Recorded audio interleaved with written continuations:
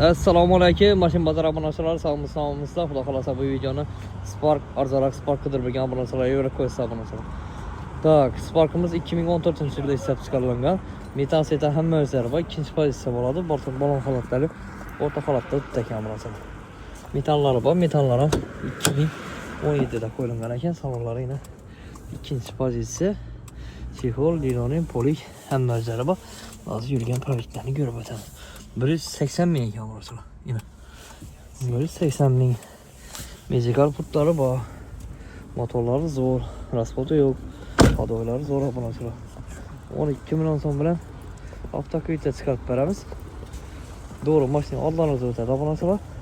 Oylik to'lovi 3 yil 3 million so'm, 3 million 100 dan doğru keladi obunachilar. Yana akkuratli mashinamiz. Matizli pullar 2014 toza motor bo'ladi bu obunachilar. Ko'ra motor emas, birlik motor emas. 25 motordan bo'ladi. 12 million so'mdan kelasizlar, mashina doğru adlarınızda o'tadi. 36 ay 3 million 100 dan to'lab qo'yib berasiz. Shoshilib qolinglar, xudo xolasa men mashinalardan ko'p beramiz. Hamma rahmat.